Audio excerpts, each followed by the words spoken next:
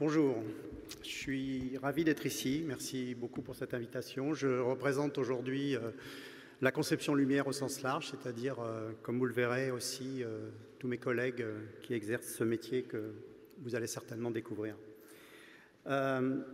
C'est sûr que c'est une journée particulière, à double titre. D'une part parce que c'est le lancement de la lumière et puis beaucoup d'émotions pour Charlie Hebdo, qui moi m'a touché personnellement.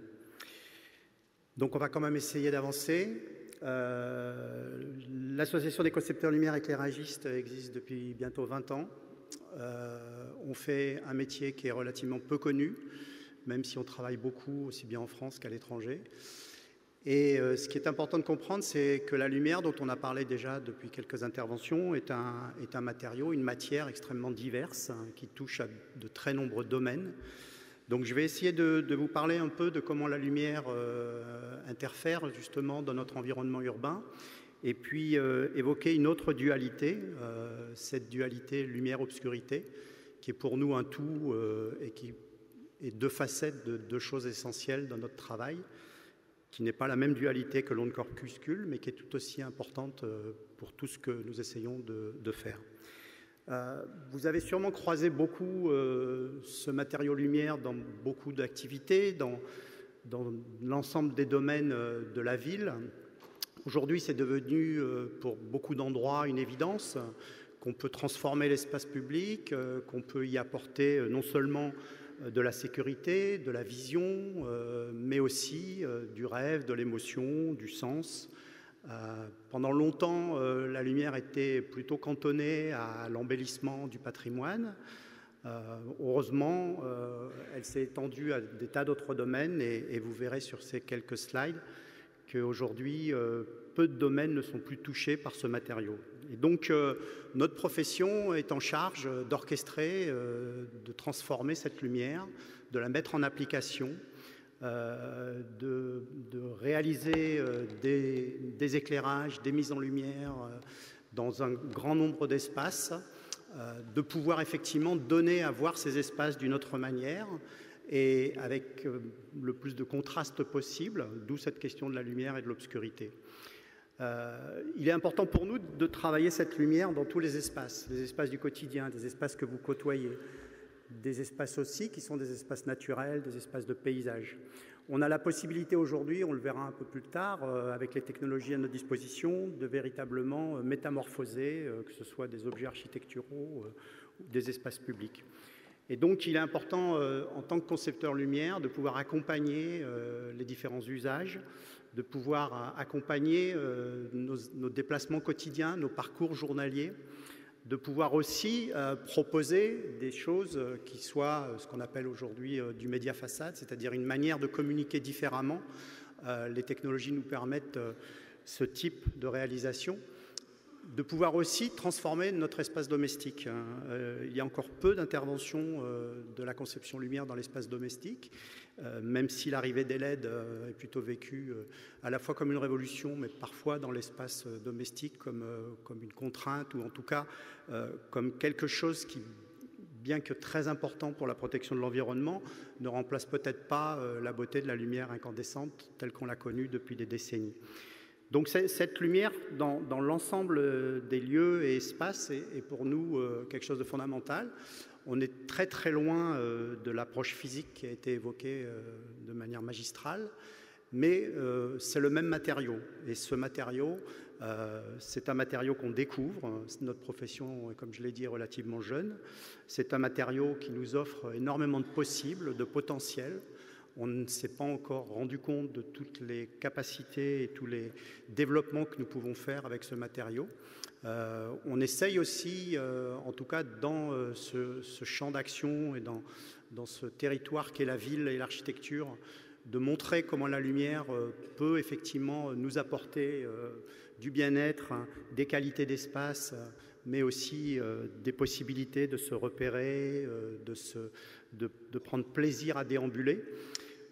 Quand je dis la lumière, je parle de la lumière dans toutes ses composantes. Ce n'est pas seulement ce qu'on appelle l'éclairage artificiel, qui est plutôt le sujet que nous avons toute la nuit, mais c'est aussi la lumière naturelle, et c'est aussi la manière dont cette lumière naturelle et la lumière artificielle, qui n'est qu'un seul matériau physique, avec les mêmes propriétés, les mêmes caractéristiques, nous permet effectivement de proposer des environnements et proposer aux citadins que nous sommes un grand nombre d'images, un grand nombre d'ambiances. On travaille aussi sur la question de l'événementiel, c'est-à-dire non pas seulement la lumière pérenne et la manière dont elle peut transformer nos villes à la nuit tombée, mais on travaille aussi avec une lumière qui peut nous apporter de la fête, qui peut nous apporter des rites urbains, qui peut nous proposer pour l'espace d'un moment, aussi bien dans un moment de la nuit que dans un temps de saison, une nouvelle manière de regarder la ville. On développe aussi à l'international un travail sur le tourisme nocturne. Pendant très longtemps, les villes et les grands paysages, y compris ceux classés patrimoine de l'UNESCO, n'étaient visibles que de jour.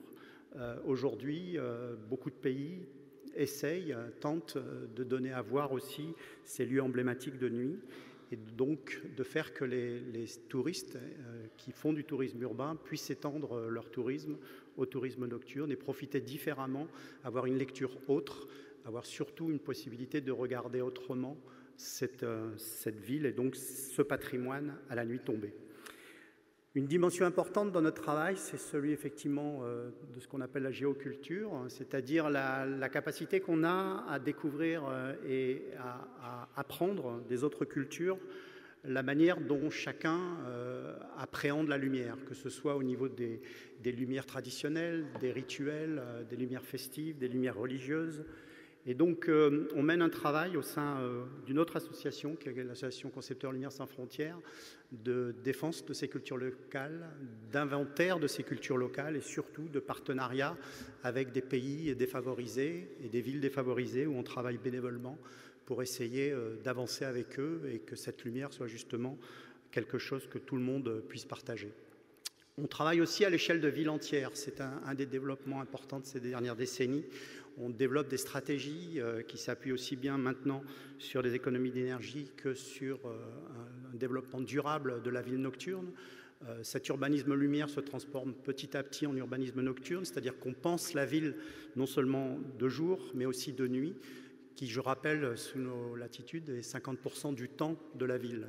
Et donc, il est tout aussi important que cette ville de nuit ne soit pas seulement une ville qu'on puisse imaginer comme une ville des noctambules, une ville nocturne à des heures où plus personne ne déambule, mais bien au contraire, une ville qui, au moment du solstice, comme il n'y a pas longtemps, est une ville où la nuit tombe dès 16h30 et où cette ville doit pouvoir être aussi agréable. Alors bien sûr, l'éclairage urbain ou l'éclairage public n'est pas né avec les concepteurs lumière. On a une longue histoire de cette relation entre l'éclairage urbain et la ville. En remontant au Moyen-Âge, on avait déjà un premier maillage lumineux avec des madones qui étaient éclairées par des bougies. Puis il y a eu des événements forts, la volonté du pouvoir politique de mettre un fanal sur la tour de Nesle. Ensuite, la reine Marie-Antoinette souhaitait éclairer un parcours, créer un des premiers paysages nocturnes entre Paris et Versailles. Et puis on en est arrivé à ce qu'on pourrait appeler les délires ingénieristes, c'est-à-dire à une illusion qu'on allait pouvoir tout régler avec des éclairages de très forte puissance, avec des lampes à arc, comme c'est le cas en 1985 à San Diego aux États-Unis, puis à Détroit, où on a tenté d'éclairer des villes entières par des systèmes de tours de très grande hauteur. Ensuite, on a eu une époque fantastique pour notre profession, c'est celle des expositions universelles avec les délires lumineux qui sont nés à cette époque-là, bien évidemment grâce à l'apparition de ce qu'on a appelé à l'époque la fée électricité, et qui nous ont amené justement à nous poser la question de l'embellissement de la ville, de comment transformer la ville sur un temps restreint. Enfin, après-guerre, c'est le règne de l'éclairage fonctionnel. L'éclairage urbain n'était là que pour pouvoir y voir clair, que pour pouvoir gérer les relations entre les piétons et les automobiles, pour pouvoir donner aux automobilistes la possibilité de regarder. Et effectivement, l'ensemble de ces décennies fonctionnalistes nous ont amenés à des éclairages invasifs, des éclairages qui ont commencé à occuper les moindres centimètres carrés d'espace public et qui ont donné lieu à ce qu'on voit aujourd'hui lorsqu'on se promène dans la planète entière. Il y a eu un moment fort dans notre profession, c'est l'illumination de la Tour Eiffel en 1986, le 1er janvier 1986. Moment fort parce que ça a totalement transformé l'image de la Tour Eiffel. C'est devenu une image iconique qui est vue dans le monde entier, qui est devenue le symbole de Paris beaucoup plus qu'un grand nombre de monuments parisiens, et qui a aussi montré qu'avec la lumière, on pouvait modifier la perception, le regard qu'on avait sur un lieu ou sur un objet architectural. Alors, ça a donné aussi lieu à des dérives. Cette lumière qui est si facile à utiliser et qui, avec les technologies actuelles, nous permet tant de choses, est une lumière qui se déploie, qui parfois atteint des outrances et nous montre aussi qu'il y a un très très fort déséquilibre sur la planète. L'immense majorité des villes, je rappelle que 50% de la population vit en ville sur la planète, donc des milliards d'individus ont au contraire des éclairages qui sont tristes, fades, sinistres et qui n'apportent rien. Des éclairages qui peuvent stigmatiser des quartiers défavorisés ou des populations qui n'ont pas la chance justement de pouvoir accéder à des lumières. Et la lumière peut être aussi, et j'espère que cette année de la lumière nous permettra d'y travailler, peut être malheureusement aussi un baromètre du niveau économique et d'une société. Alors, ce qui nous semble important dans ce travail par rapport à lumière et obscurité, c'est aussi de lutter contre les fantasmes qui font penser que qui dit lumière dit sécurité et qui dit obscurité dit insécurité. Il n'y a aucune relation entre les deux. Beaucoup d'études ont démontré ça. Il y a quand même une peur du noir, une peur de la nuit. Et il y a aussi une lumière qui est invasive. Tout dans la lumière n'est pas positif. Il y a une lumière effectivement qui peut être pénalisante, voire dommageable aux espèces animales, aux espèces végétales ou à la contemplation du ciel nocturne. Alors comment avancer? Comment, avec tous les nouveaux enjeux qui sont aujourd'hui face à nous, comment pouvons-nous aller de l'avant et grâce peut-être à l'année de la lumière, essayer de convaincre?